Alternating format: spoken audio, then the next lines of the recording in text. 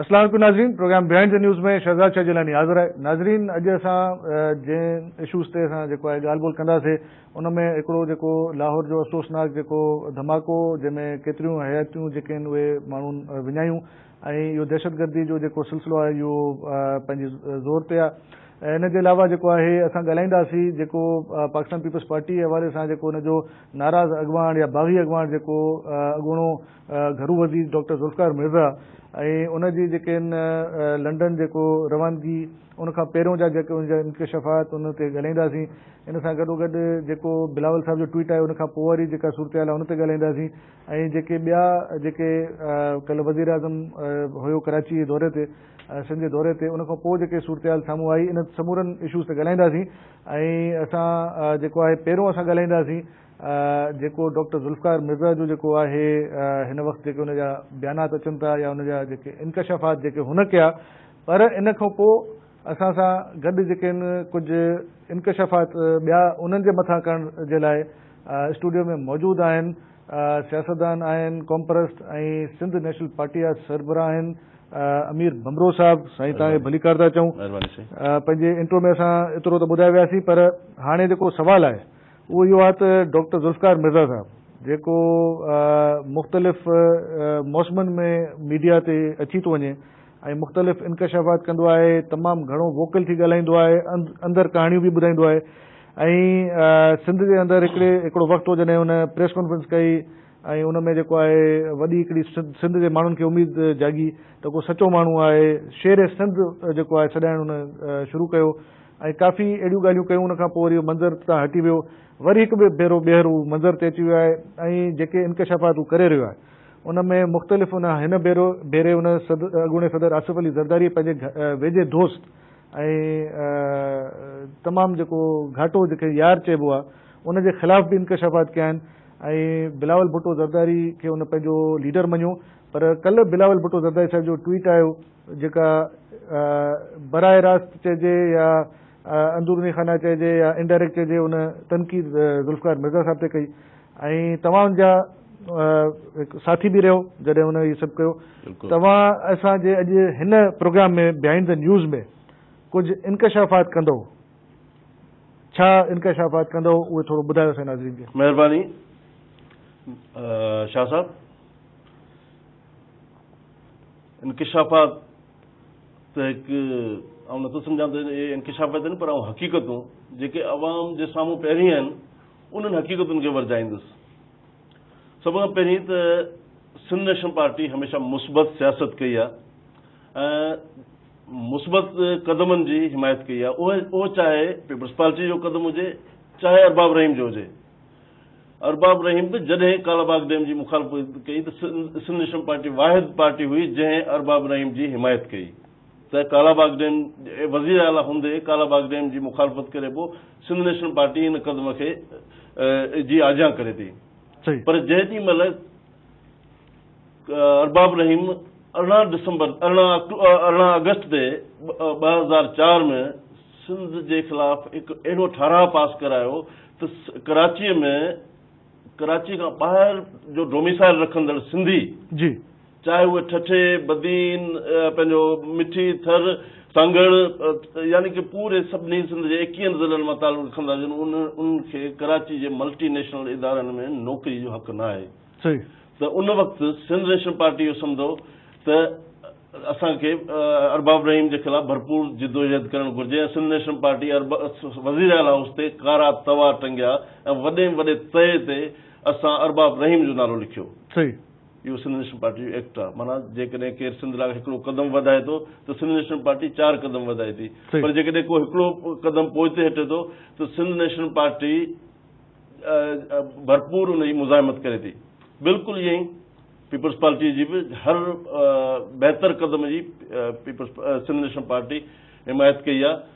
Even doctor Zulfikar Mirza खां पहिरीं मोहतरमा बेनज़ीर भुट्टो सिंध नेशनल पार्टी जे क़दमनि खे साराहियो ऐं मोहतरमा जी ख़्वाहिश ते ऐं पंहिंजी पार्टी वफ़द सां गॾु मोहतरमा सां मुलाक़ात कई ऐं मोहतरमा उते ॿुधायो त अॼु खां पहिरीं कंहिं कॉमर्स पार्टी जे अॻुवान सां न मिली आहियां। मूं तव्हांजी सिंध नेशनल पार्टी ऐं तव्हांजी जिदोजहद खे ॾिसंदे महसूसु कंदे उते लंडन में वेही पढ़ंदे मूं इहो महसूसु कयो तव्हां मज़लूमनि जे पाकिस्तान लाइ को बहितर किरदारु अदा करे सघो था असां सां गॾिजी।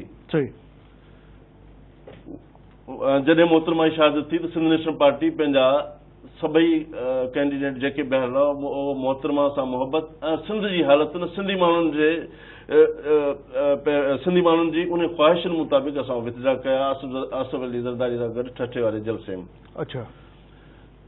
हाणे पीपल्स पार्टी गवर्नमेंट अचे थी, असां तव्हां ॾिठो हूंदो त असां सिंध नेशनल पार्टी जे कंहिं बि कारकुन खे मूं समेत कंहिं बि कारकुन खे कंहिं बि सिंध सेक्रेटरीट जे या कंहिं वज़ीर या कंहिं जे दरवाज़े ते कोन ॾिठो हूंदो, पर पीपल्स पार्टी गवर्नमेंट अचण खां पोइ बि सिंध जूं हालतूं ईअं जो तीअं रहियूं ऐं सिंध में वाइदे जे बावजूदि बि वरी बि दहशतगर्दनि सां गॾु MQM सां पीपल्स पार्टी गॾु वेठी उन क़दम जी सिंध नेशनल पार्टी सिंध जे अमन ख़ातिर पहिरियों दफ़ो आजा कई त शायदि इन क़दम जे करे सिंध में को अमन अची वञे, सिंध जे शहरनि में को सुकून अची वञे। ऐं जॾहिं आसिफ अली ज़रदारी साहिबु 90 ते पहुतो त पहिरीं आजा कंदड़ सिंध नेशनल पार्टी हुई त शायदि को बहितर क़दम थी पए ऐं कंहिं क़िस्म जी सिंध में का बहितरी अची वञे ऐं सिंध जे शहरनि में अमन थी पए, पर न आयो अमन।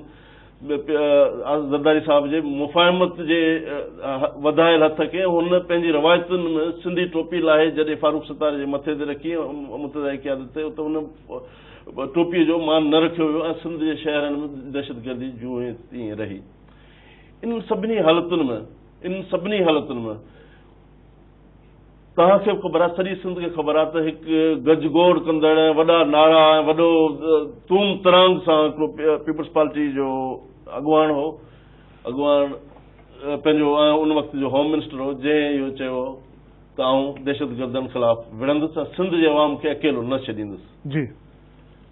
माण्हू ॻाल्हियूं कंदा रहंदा आहिनि, ख़ैर आहे, को मसइलो कोन्हे, सियासतदान अहिड़ियूं ॻाल्हियूं कंदा रहंदा आहिनि, पर जंहिं वक़्तु हुन मथे ते कलाम पाक रखी साख खई त आऊं अॼु खां सिंध लाइ जिदोजहद कंदुसि, अॼु खां वज़ारत तां इस्तीफ़ा थो ॾियां, अॼु खां मुंहिंजे लाइ पीपल्स पार्टी जी अमली सियासत हराम आहे, ऐं सिंध वासियुनि सां गॾु हूंदुसि त असां सां गॾु सॼी सिंध हुनखे मोटंदी। पर असां कुझु 4 क़दम जीअं मूं चयो त असां 4 क़दम अॻियां वधी कुझु जिदोजहद में शामिलु थियासीं, थींदा आहियूं, असां 4 क़दम अॻियां वधी शामिलु थियासीं। सॼे सिंध में रैलियूं पंहिंजो हिन ज़ुल्फ़िकार मिर्ज़ा हिमायत में रैलियूं, जलसा, जुलूस, इवन आऊं अॼु एतिराफ़ थो करियां त शेर सिंध जो जेको ख़िताबु आहे डॉक्टर ज़ुल्फ़िकार मिर्ज़ा खे ॾियण वारो ही नाचीज़ आहे ऐं उन शेर सिंध वारे ख़िताब ते आवाम खां माफ़ी थो वठां। अच्छा, मतिलबु तव्हां इन ते तव्हांखे अफ़सोस आहे, पछतायो था पिया? अफ़सोस छा, सॼी सिंध में असां ते लानत मलानत थी त बाबा केॾांहुं वियो तव्हांजो शेर सिंध? सही। शेर सिंध अञा घटि आहे, मूं ते इहा तनक़ीद थी। भमरो साहिब, इलाही अहम ॻाल्हि तव्हां कयो पिया ऐं पर असांखे हिकिड़ी ब्रेक वठणी थी पए, इन ई नुक़्ते तां असां जेको आहे जारी रखंदा प्रोग्राम खे। नाज़रीन, हिकिड़ी शॉर्ट कमर्शियल ब्रेक, वापसि अची इन ई नुक़्ते तां प्रोग्राम खे असां अॻिते कंटिन्यू कंदासीं।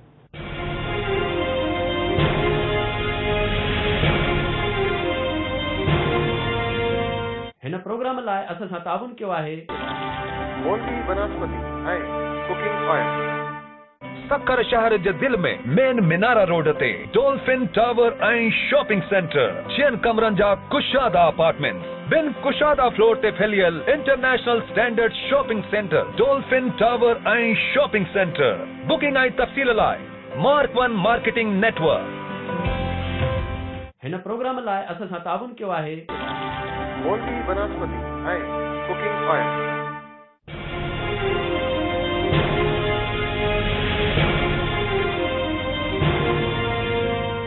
वेलकम बैक नाज़रीन। असांजी ॻाल्हि ॿोल हली रही आहे अमीर भमरो साहिब जेके सिंध नेशनल पार्टी जा अॻुवान आहिनि, सरबराह आहिनि, ऐं तव्हां जेको आहे माफ़ी पिया घुरो अवाम खां त तव्हां शेर सिंध जो जेको लक़ब जेको आहे या जेको टाइटल जेको तव्हां डॉक्टर ज़ुल्फ़िकार मिर्ज़ा साहिब खे ॾिनो त मतिलबु उनते तव्हांखे पछतावो आहे, तव्हांखे अफ़सोस आहे? न सिर्फ़ु शेर सिंध जे लक़ब ते पछतावो आहे, पर मूं डॉक्टर ज़ुल्फ़िकार मिर्ज़ा खे सिंध जे अमल हीरे सिंध लाइ जिदोजहद कंदड़ सूर्य बादशाह सां बि तशबीह ॾिनी, उन ते मूं ते वॾी तनक़ीद थी। त किथे सूर्य बादशाह, किथे सिंध लाइ गोरीला वारफेयर कंदड़ शख़्सियत, ऐं किथे ज़ुल्फ़कार मिर्ज़ा, जंहिंखे सूर्य बादशाह असुल नाले जी ख़बर न हुई। मूं इन खां अॻियां वधी ज़ुल्फ़कार मिर्ज़ा खे होशू शिदी ऐं ॿिया खोड़ सारा सिंध जे हीरनि सां मुशाबत ॾिनी। उहो बि अॼु ॾींहं ताईं तव्हांजे मीडिया ते, अख़बारुनि, प्रिंट मीडिया ते रिकॉर्ड मौजूदु आहे। सही। उहे सभु तनक़ीदूं सिर्फ़ु असां इन लाइ सुठियूं त सिंध लाइ को भलो थी पवंदो, सिंध लाइ का बहितरी थी पवंदी। ऐं हिकिड़ो माण्हू जेको एॾी वॾी साख खणी, असां मुस्लमान हुअण सां गॾोगॾु पंहिंजे सिंध में क़ुर जी केॾी अहमियत आहे, जहिड़े तरीक़े सॼी दुनिया में अहमियत आहे, अहिड़ी तरीक़े सिंध में क़ुर ते साख त तमामु वॾी ॻाल्हि आहे। सही। उन ते उहो मथे ते क़ुर रखी एॾा सारा सिंध सां वाइदा करण जे बावजूदि बि ख़ामोश थी वियो। बमरो साहिबु हिकिड़ी विच में मां तव्हां माफ़ कजो, तव्हां पाण चओ था पिया त उनखे तव्हां जेको आहे शेर सिंध जो होशू शीदी, उन खां पोइ सूर्य बादशाह जेको आहे उनजो जेको हिकिड़ो किरदारु आहे उन सां तव्हां उनखे जेको आहे भेटियो तव्हां।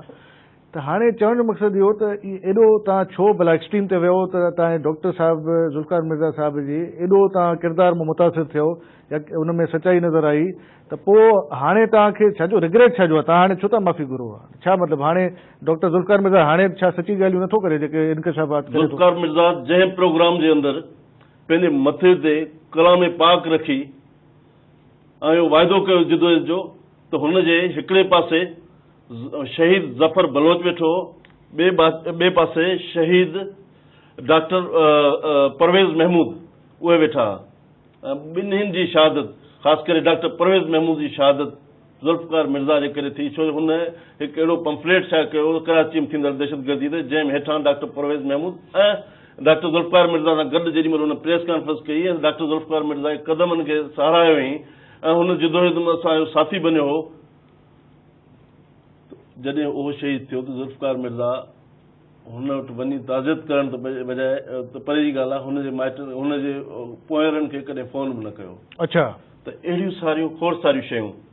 ऐं डॉक्टर ज़ुल्फ़कार मिर्ज़ा बदीन जे अंदरि जलसे जे अंदरि कसम खणी इहो ऐलान कयो त जेकॾहिं पीपल्स पार्टी खां मुंहिंजे पुट टिकट घुरी या टिकट वरिती त ज़ुल्फ़कार मिर्ज़ा सिंध जे अवाम सां गॾु हूंदो ऐं पीपल्स पार्टी परे जी ॻाल्हि आहे पंहिंजे पुट जे ख़िलाफ़ इलेक्शन कंदुसि ऐं पंहिंजे पुट जे ख़िलाफ़ बीह रहंदुसि। सही। पर असां ॾिठो त अवाम ॾिठो, तव्हां ॾिठो, सॼी सिंध ॾिठो त हसनैन मिर्ज़ा जी इलेक्शन कैंपिंग हलाई ज़ुल्फ़कार मिर्ज़ा ऐं उनजी टिकट पीपल्स पार्टी खां वरितई। अच्छा। त खोड़ सारियूं शयूं आहिनि उन में। त ख़ैर फ़हमीदा मिर्ज़ा साहिबा जो बि किरदारु आहे ज़रूरु। हुन वक़्तु जेको आहे जॾहिं बाई इलेक्शन थी हुई, नंढी चूंड थी हुई, उन महिल उहो स्पीकर असेंबली हुयूं, त डायरेक्ट त न पर इनडायरेक्टली तव्हां चओ था ज़ुल्फ़कार मिर्ज़ा साहिब जेको आहे उन बि कैंपेन कई। ऐं ईअं त ज़ुल्फ़कार मिर्ज़ा साहिब जेको आहे बिलावल साहिब जो जेको जलसो थियो जंहिंमें जेको कराची में जेको थियो हुयो बाग़ जिना में, त उन में बि हू जेको आहे काफ़िला वठी आयो। त मतिलबु इन हवाले सां त तव्हां जेका ॻाल्हि कयो था इहे सभु क़ुर शरीफ़ खणण खां पोइ जूं ॻाल्हियूं साईं। सही। हा, असां सां क़ुर शरीफ़ खणी असां जेॾी महिल हुन वचन कयो, सॼी सिंध सां वचन कयो, त हुन इहो कोन चयो त आउं वरी जलसा अटेंड कंदुसि या वरी आउं पीपल्स पार्टी जो हिसो थींदुसि। हुन इहो ऐलान कयो त आउं सिंध जो हिसो थींदुसि, सिंध जी तकलीफ़ सियासत मां रिटायर थींदुसि, सियासत मां रिटायर थींदुसि। सिंध जीजल मां, उन लफ़्ज़नि सिंध जीजल मां, मुंहिंजी पोड़ी जीजल झूर मां जा लफ़्ज़ वठी हैदराबाद में हिकिड़े मुक़ामी चैनल ते ज़ुल्फ़कार मिर्ज़ा रोई ॾिनो, यादि हूंदो तव्हांखे त आउं सिंध जीजल मां सां आहियां। ही बगड़, ही वेशी, ही सिंध जीजल मां खे दहशतगर्द सां गॾु नुंहनि सां पटे रहिया आहिनि। इहे लफ़्ज़ तव्हांखे यादि हूंदा। त असां ज़ुल्फ़कार मिर्ज़ा जे उन किरदार सां गॾु हुआसीं, असां ज़ुल्फ़कार मिर्ज़ा जे हिन किरदार सां गॾु न हुआसीं त हू क़ुर शरीफ़ खणी फिरी वञे। ज़ुल्फ़कार मिर्ज़ा पंहिंजे वेझनि साथियुनि जी शहादनि जे जनाज़नि में शरीक न थिए ऐं उहो सॼी हलंदड़ जिदोजहद में सभिनी साथियुनि खे अकेलो छॾे सिर्फ़ु पंहिंजे घर भातियुनि खे वधीक अहमियत ॾिए, उन्हनि जी आसाइशुनि खे अहमियत ॾिए, उन्हनि जी लज़तुनि खे वधीक अहमियत ॾिए। उनखे पंहिंजी घरवारी जी बीमारी यादि आई, पर हुनखे सॼी सिंध में उहे सभु बीमार यादि न आया जेके हुनजे करे दरबदर थी विया हुआ। हुनजे करे जेके असांजे लानतूं मतालूं थियूं उनखे केरु यादि न आयो। त हुनखे इहो बि यादि न आयो त हू एज़ ए मुस्लमान मथे ते क़ुर रखी ऐं उहा सॼी उन सॼे अमल मां, उन सॼी जिदोजहद मां क्विक थियो थो वञे। पर तव्हांजो जेको इहो सभु ॻाल्हियूं आहिनि बिल्कुलु तव्हां सही चओ था पिया त इहे डॉक्टर ज़ुल्फ़िकार मिर्ज़ा मुख़्तलिफ़ वक़्तनि ते अहिड़े क़िस्म जा बयान बि ॾिना ऐं अहिड़े क़िस्म जो उनजो अमल बि रहियो। पर हाणे जेके ॻाल्हियूं करे पियो डॉक्टर ज़ुल्फ़िकार मिर्ज़ा त हाणे तव्हां छा था सम्झो त उहो हाणे जेके ॻाल्हियूं करे थो इंकशाफ़ात करे थो अॻूणे सदर आसिफ़ ज़रदारी जे हवाले सां, फरियाल तालपुर साहिबा जे हवाले सां, पीपल्स पार्टी जे हवाले सां, अनवर मजीद जे हवाले सां, रियाज़ मलिक जे हवाले सां, उहो सभु कूड़ आहे? इहो तव्हांजे सुवाल जो सॼो जेको पोर्शन आहे न उहो पीपल्स पार्टी सां आहे। सही, ठीकु आहे। ऐं सिंध नेशनल पार्टी जो दिफ़ा करण आयो आहियां ऐं इंकशाफ छा माण्हुनि खे ॿुधाए ऐं माण्हुनि खां माफ़ी वठण आयो आहियां त जेको माण्हू सिंध जी मां करे पोइ उन पंहिंजे शहीद दोस्तनि जे जनाज़नि में शरीक न थियो, उन सिंध जी मां जे सभिनी तकलीफ़ुनि खे अदम छॾे ॾिनो। हाणे जेकॾहिं हू आसिफ़ ज़रदारी अनवर मजीद XYZ जिन लाइ करे थो त इहो सॼो सवाल तव्हांजो पीपल्स पार्टी क़यादत सां ठहे थो। कमरो साहिब हिकिड़ी ॻाल्हि तव्हांजी ॻाल्हियूं जेके ॿुधूं पिया या तव्हांजो जेको माज़ी जो जेके तव्हांजो जेके बि एसोसिएशन रही आहे उन में असां नथा चऊं या इहो हिकिड़ो ओपिनियन आहे त तव्हां पीपल्स पार्टी जी बी टीम तौरु कमु करे रहिया आहियो। बिल्कुलु तव्हां न, पर सॼे सिंध में इहो तासुर हो त Sindh National Party peoples Party जी बी टीम आहे ऐं पीपल्स पार्टी खे जॾहिं बि कंहिं क़िस्म जो को मसइलो मसाइल थिए थो त या का बि हाइप क्रिएट करणी थी थिए त सिंध नेशनल पार्टी खे अॻियां करे थी छॾे। ऐं उन जी वाहिद वजह इहा हुई त असांजी ज़ुल्फ़िकार मिर्ज़ा सां वेझड़ाइप। जॾहिं असां ज़ुल्फ़िकार मिर्ज़ा जी जिदोजहद में गॾु हुजूं ऐं इहो तासुर हुजे, उन तासुर खे ज़ुल्फ़िकार मिर्ज़ा ख़तमु कोन करे सघियो त ज़ुल्फ़िकार मिर्ज़ा जेको कसम खयो ऐं जेको कुझु कयूं उहो ज़रदारी साहिब जे चवण ते कई। हा, जॾहिं इहो तासुर हुजे असां ज़ुल्फ़िकार मिर्ज़ा सां गॾु हुजूं रैलियुनि में, जलसनि में, जुलूसनि में, कराची खां वठी कश्मीर ताईं असां हुनखे मथे ते खणी बीठा हुजूं, रोज़ पंहिंजो फुल पेजनि जा असां इश्तिहार हलायूं ऐं असांजी सॼा कारकुन हज़ारे कारकुन हुननि जे रैलियुनि में हुनखे लीडर ठाहिण पूरा हुजनि त इन तासुर पैदा थियण का वजह ई कोन्हे। असां अॼु जेको बि शर्मिंदा आहियूं उन तासुर जे करे शर्मिंदा आहियूं, उन शख़्सियत जे करे शर्मिंदा आहियूं। तव्हां इहो छो कयो? तव्हांखे कहिड़ो फ़ाइदो हासिल थियो या चइजे सियासी फ़ाइदो हासिल थियो? तव्हांजी पंहिंजी जमात आहे, तव्हांजा पंहिंजा कारकुन आहिनि, तव्हां उन्हनि खे जेका हिकिड़ी एॾी वॾी जमात आहे पाकिस्तान पीपल्स पार्टी जंहिं वटि वधीक कारकुन आहिनि, जंहिं वटि वधीक जेको आहे वसाइल आहिनि, उन्हनि जा जेके नेटवर्किंग आहे, उन्हनि जा जेके ऑर्गेनाइज़ेशन आहे, पोइ तव्हां छो इस्तेमालु थिया? असां इस्तेमालु न थियासीं। असां ज़ुल्फ़िकार मिर्ज़ा सां जिदोजहद गॾु हुआसीं। असां पीपल्स पार्टी सां गॾु न अॼु हुआसीं, न कल्ह हुआसीं, न सुभाणे हूंदासीं, पर पीपल्स पार्टी जी मुस्बत क़दमनि जी असां अॻियां ज़रूरु कई। असां को पीपल्स पार्टी जे अलाई या बी टीम न आहियूं, पर असां पीपल्स पार्टी जी मुस्बत क़दमनि जी हमेशह अॻियां कई। पर जॾहिं पीपल्स पार्टी को बि सिंध ख़िलाफ़ कंहिं बि सिंध अहिड़े इशू ते जेको सिंध लाइ हानिकार हो त सिंध नेशनल पार्टी साम्हूं थी बीठी ऐं सिंध नेशनल पार्टी जा जेके बि पंहिंजो अमल आहिनि, जेके बि धरणा आहिनि, जेके बि सभु शयूं आहिनि, उहे पीपल्स पार्टी जे दौर में उहे सभु पीपल्स पार्टी जे ख़िलाफ़ आहिनि। उहे असां 9-0 ते धरणा कोन आया आहिनि। Sindh National Party peoples Party जे दौर में वज़ीर आला हाउस जो घेराव करे चुकी आहे। सही। अच्छा, हाणे जेको डॉक्टर ज़ुल्फ़िकार मिर्ज़ा साहिब जेको आहे लंडन वियो, उनखां पहिरियों उन काफ़ी TV चैनल्स ते इंटरव्यू ॾिना ऐं इहे सभु ॻाल्हियूं कयूं ऐं बिलावल भुट्टो साहिब जो ट्वीट आयो त ही जेके माण्हू तनक़ीद कंदड़ आहिनि उहे दरअसल जेके आहिनि पार्टी जा दुश्मन आहिनि, उन्हनि जे ख़िलाफ़ कमु करे रहिया आहिनि, त जंहिंजो मक़सदु इहो ई थो निकिरे त डॉक्टर ज़ुल्फ़िकार मिर्ज़ा ॾे हुनजो इशारो हुयो। जंहिंजो जवाबु हुन इहो ॾिनो त जे अगरि बिलावल साहिब खे एतिराज़ आहे त उहो मूंखे फ़ोन करे चवे या मीडिया ते अची चवे त मां जेके ॻाल्हियूं ॻाल्हायां थो उहे ग़लति आहिनि, कूड़ आहे। उनजो जवाबु अञा ताईं न आयो आहे, उहे असां ॾिसूं था शायदि अची वञे।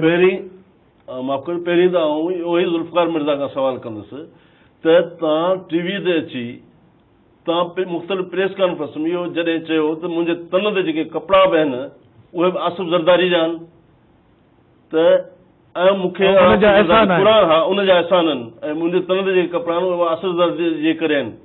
ऐं क़ुर खणण खां पोइ बि इहो चवंदो रहियो त जिदोजहद जे बावजूदि बि चवंदो रहियो जेकॾहिं आसिफ़ ज़रदारी मूंखे चवंदो त हिन खूह में किरी पवंदो, किरी पवंदुसि। तव्हांखे यादि हूंदो त हुन इहो खोड़ दफ़ा चयो।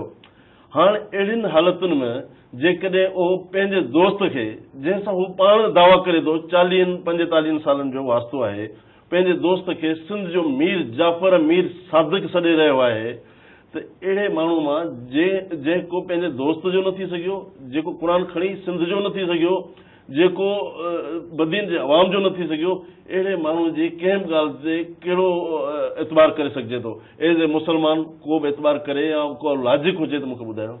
अच्छा, तव्हां जेको हवालो ॾिनो जेको प्रेस कॉन्फ्रेंस जे हवाले सां जंहिंमें तव्हां चयो डॉक्टर परवेज़ महमूद जमात इस्लामी उन उहो गॾु वेठो ऐं उन खां पोइ उहो कंहिं वक़्त में नाइब नाज़िम या नाज़िम बि रहियो लियाकताबाद जो ज़फर बलोच जी हा ॾियारी सां तालुको उहे ॿई टारगेट थिया हुन में। ऐं हाणे ॻाल्हि इहा थी अचे त जॾहिं उज़ैर बलोच जी वापसि पाकिस्तान हुन जे आणण जे लाइ या सिंध जेको आहे वापसि हुन आणण जे लाइ जिते हुन जा क्राइम जा केसिस रजिस्टर्ड आहिनि ऐं जेका पुलिस पार्टी हुई आहे उन खां पोइ इहे डेवलपमेंट आहिनि, तव्हां छा था सम्झो इन जो को लिंक आहे डॉक्टर ज़ुल्फ़िकार मिर्ज़ा जे इन्हनि ॻाल्हियुनि सां या को प्रेशर आहे छा, मतिलबु इहो तव्हां इनखे को ॾिसो था लिंक इन जो? मूंखे नाहे ख़बर त ज़ुल्फ़िकार मिर्ज़ा जो को उज़ैर सां लिंक आहे या को उन जे करे ज़ुल्फ़िकार मिर्ज़ा हिकु दफ़ो वरी पंहिंजो पाण खे चरियो ज़ाहिर करे रहियो आहे। मूंखे अहिड़ी का शइ ॾिसण कोन थी अचे, पर आउं इहो एतिरो ज़रूरु सम्झ में अचे थो त पहिरीं ज़ाती मफ़ादनि ते क़ुरान खणण खां पोइ ज़ाती मफ़ादनि जे करे ज़ुल्फ़िकार मिर्ज़ा ख़ामोश थियो। हींअर बि हुन जा पंहिंजा पर्सनल पेट इंट्रस्ट आहिनि ऐं कंहिं क़िस्म जी का ब्लैकमेलिंग आहे या त पुट जी वज़ारत वठणु थो चाहे या ज़रदारी साहिब खां को पैसा ॾोकड़ वठणु थो चाहे। इन खां अलावा हुन जेको हुन माज़ी में साबित कयो आहे। शुगर मिल जो हवालो जी, शुगर मिल जो हवालो को अहिड़ो या शुगर मिल या कुझु प्रॉपर्टीज़ जे हवाले सां, पर इन मौज़ू ते अचूं था। हिकिड़ी ब्रेक जो वक़्तु आहे, ब्रेक असां वठणी पए।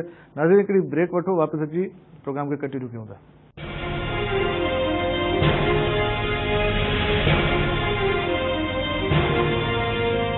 हिन प्रोग्राम लाइ असां सां ताउन कयो आहे मोल्वी वनस्पति ऐं कुकिंग ऑयल। सक्कर शहर जे दिल में मेन मिनारा रोड ते डॉल्फिन टावर ऐं शॉपिंग सेंटर, 6 कमरनि जा कुशादा अपार्टमेंट, बिन कुशादा फ्लोर ते फैलियल international standard shopping centre Dolphin tower ऐं शॉपिंग सेंटर। बुकिंग ऐं तफ़सील लाइ मार्क 1 मार्केटिंग नेटवर्क। हिन प्रोग्राम लाइ असां सां ताउन कयो आहे मोल्वी वनस्पति ऐं कुकिंग ऑयल।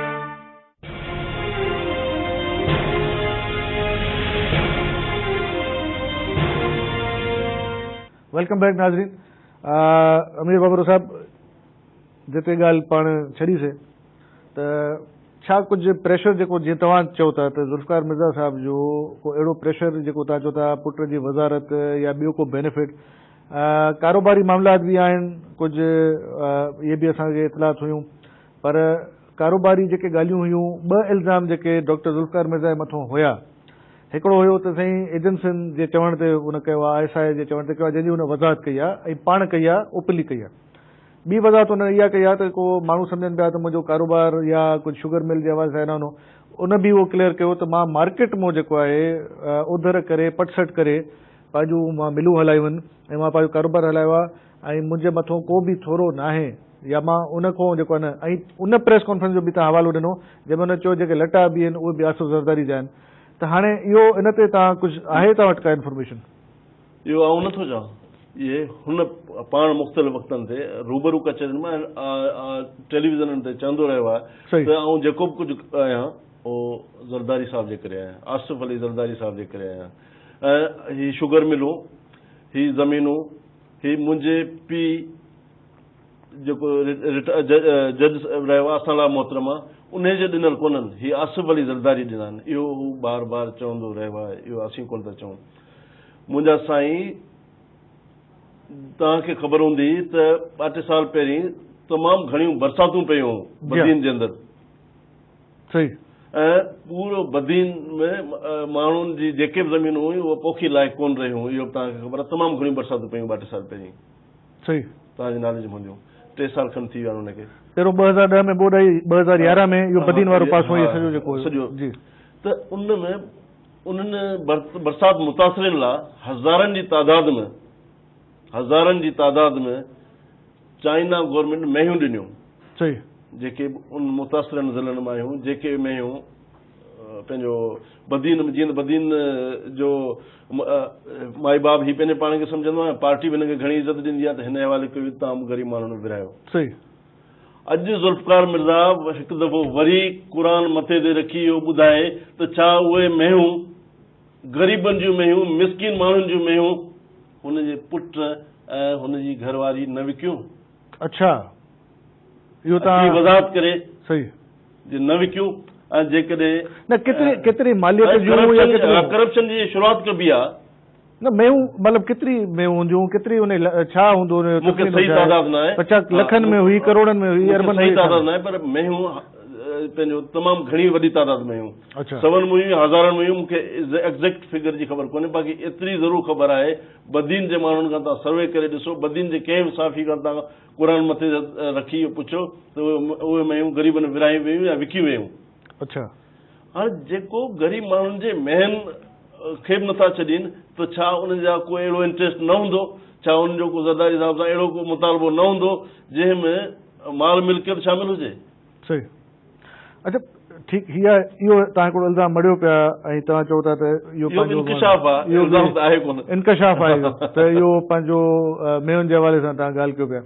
अच्छा, हिन वक़्तु जेको आहे ही सभु ॻाल्हियूं तव्हां करे रहिया आहियो ऐं अहिड़े मौक़े ते करे रहिया आहियो जॾहिं ही सभु मीडिया जे अंदरि गर्दिश करे रहियूं आहिनि ॻाल्हियूं डॉक्टर ज़ुल्फ़िकार मिर्ज़ा जे हवाले सां, ऐं आसिफ़ ज़रदारी साहिब या पीपल्स पार्टी पॉलिसी या एडॉप्ट कई आहे त को बि न ॻाल्हाए, जवाबु न ॾे, बसि छॾियो, ऐं जेको हुन सां राब्तो रखंदो या जेको हुन ॻाल्हि जवाबु ॾींदो त हुनजे ख़िलाफ़ु कार्रवाई थींदी, इन क़िस्म जूं ॻाल्हियूं।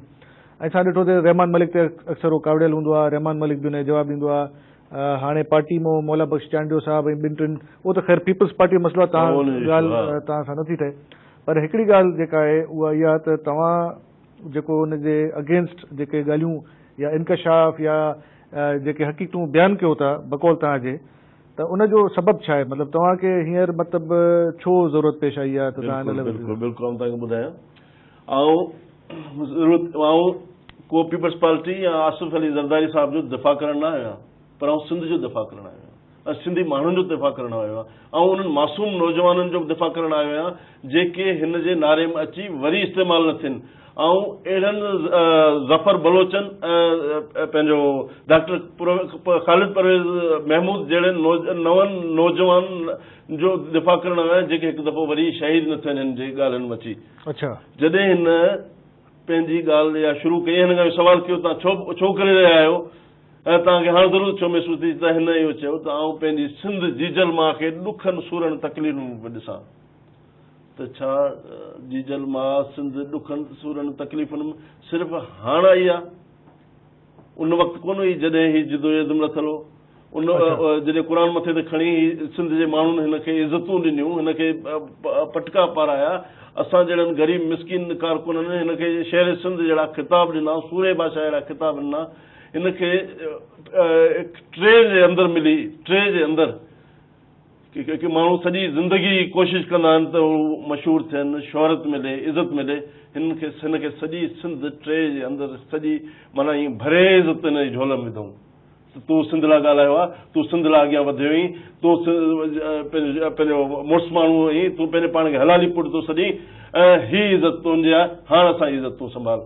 ऐं हुन उहा इज़त ईअं संभाली त हू सिर्फ़ु उनखे सिर्फ़ु पंहिंजे पुट ऐं घरवारी जो ख़्यालु आयो, हुनखे पंहिंजी घरवारी जी बीमारी ख़्यालु आयो, हुन सॼी सिंध जी तकलीफ़ुनि खे विसारे ऐं पंहिंजे कयल वाइदे तां फिरी वरी पुट खे पीपल्स पार्टी जो टिकट ॾियारियईं।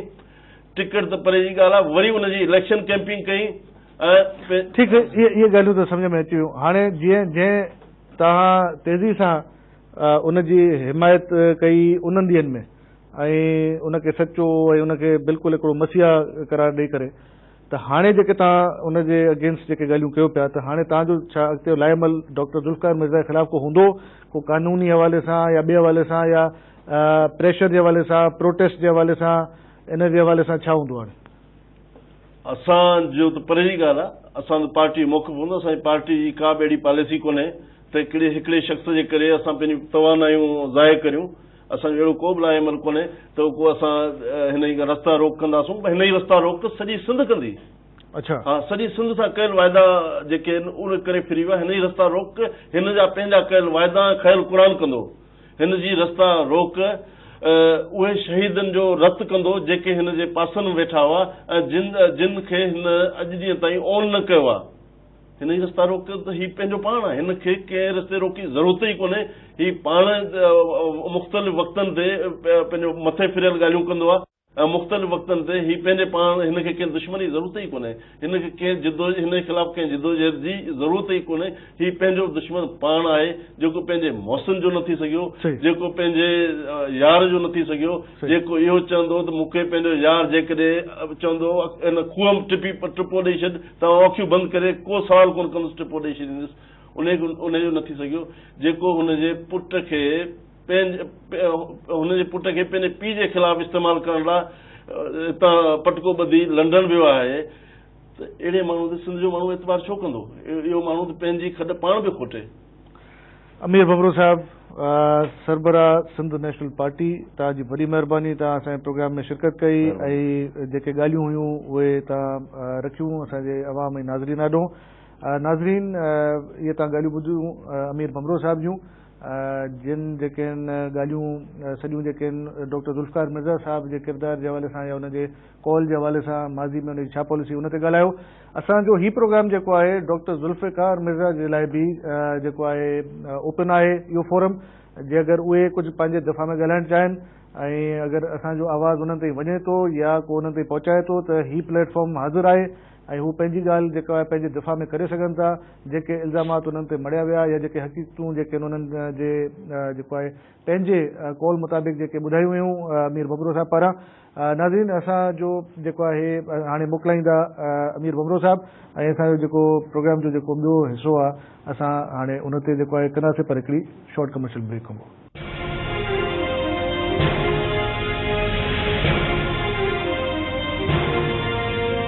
हिन प्रोग्राम लाइ असां सां ताउन कयो आहे मोल्वी वनस्पति ऐं कुकिंग ऑयल।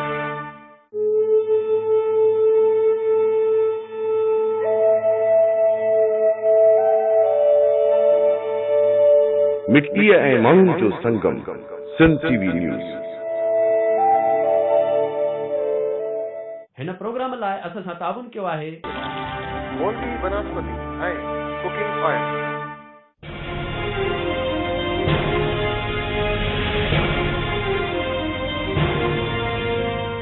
वेलकम बैक नाज़रीन। ब्रेक खां पहिरियों असांजी ॻाल्हि ॿोल हली रही अमीर भमरो साहब सां।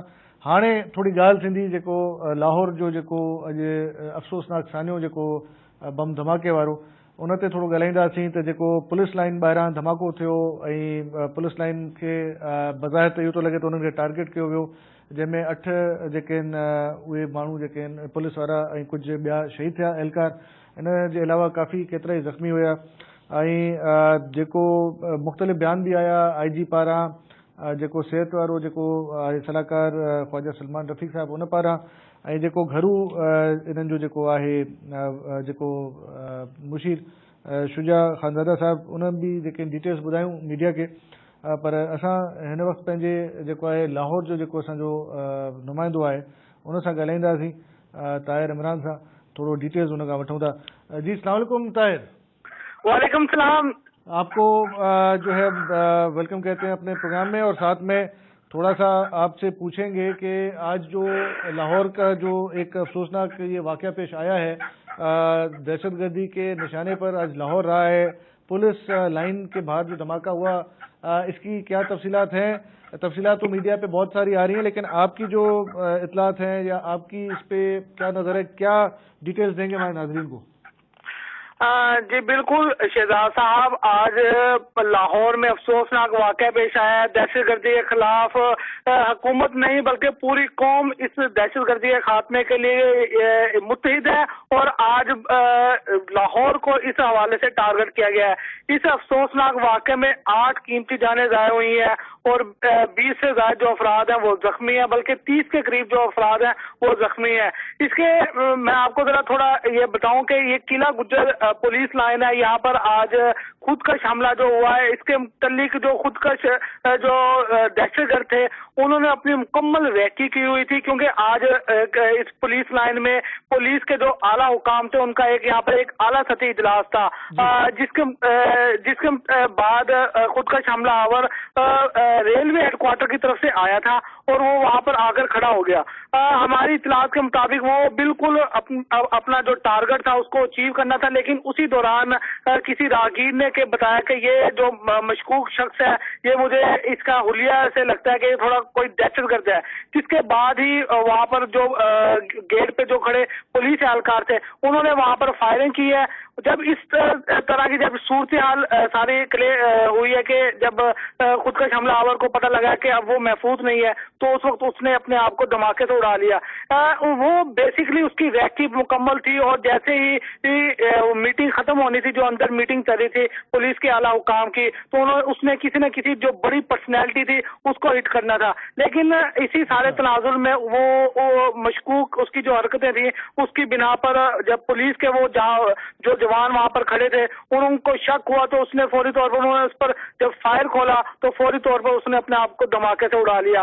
जो कार का जो ब्लास्ट जो बताया जा रहा था वो करीबी जो कारें खड़ी थी वहां पर एक प्लाजा भी था, बल्कि है अभी भी प्लाजे के अंदर जो बेसमेंट में जो कारें खड़ी थी, पार्किंग में साथ में जो कारें खड़ी थी उनके सिलेंडर ब्लास्ट हुए थे। लेकिन ये बेसिकली जो ये हम जो धमाका था ये खुदकश हमलावर था और उसके जो पुलिस के आला हुकाम है उन्होंने उसके बॉडी के पार्ट्स भी ले लिए और इसके साथ साथ उन्होंने जो दीगर जो उनकी तहकीकात के लिए जो शवाहिद है वो भी उन्होंने इकट्ठे कर लिए।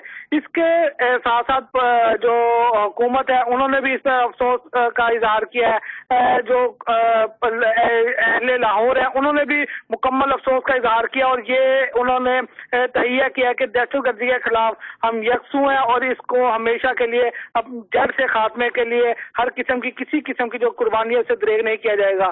जो 30 के करीब जो अफराद जो जख्मी है उनमें 10 के करीब जो अफराद हैं वो इंतहाई तशवीशनाक हालत में अभी भी जो म्यू हॉस्पिटल है और जो इसके अलावा दीगर जो हॉस्पिटल हैं वहां पर एडमिट हैं। हुकूमत की जानिब से जो एहलकार हलाक हुए हैं, जांबाक हुए हैं, उनके लिए 5 लाख रुपए का इनाम दिया गया, जबकि जो सीरियस हैं उनके लिए 75,000 रुपए और जो जख्मी जो नॉर्मल हैं उनके लिए 25,000 रुपए की जो रकम का ऐलान है वो किया गया है। इसके साथ साथ अभी जो एरिया है पुलिस लाइन के वो मुकम्मल तौर पर कार्डन डाउन किए हुए हैं। वजीर जो दाखिला है उनकी जानब से भी स्टेटमेंट आई है, जो आईजी पुलिस है उनकी जानब से भी स्टेटमेंट आई है। जो सिक्योरिटी है वो उसको मुकम्मल और ज्यादा सख्त कर दी गई है, क्योंकि अभी इस तरह का वाकया और इसके बाद अभी 23 मार्च भी आ रहा था और इस हवाले से इसके साथ साथ जश्न बहारा की तैयारियों के हवाले से भी लाहौर में काफी यहाँ पर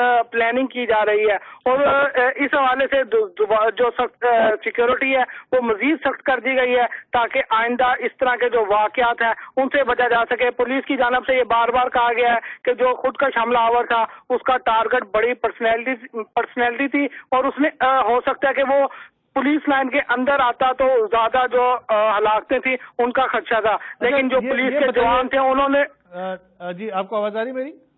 जी जी जी। अच्छा, मैं आपसे ये जानना चाह रहा हूँ कि ये जो सारी सूरत आज हम लाहौर में देख रहे हैं इसकी क्या बुनियादी वजह ये भी है कि जो पंजाब में कल जो वफाकी हुकूमत ने फैसला किया कि 50 से ज्यादा जो मदारस हैं जो जिनकी तस्दीक नहीं हो रही कि वो उनकी फंडिंग कहाँ से आ रही है, अब उनके पीछे तंजीमें कौन है, उनको बंद किया जाएगा और दीगर के ऊपर भी जो है वो क्रैकडाउन किया जाएगा, ये उसका कोई रद्द अमल सामने आया है?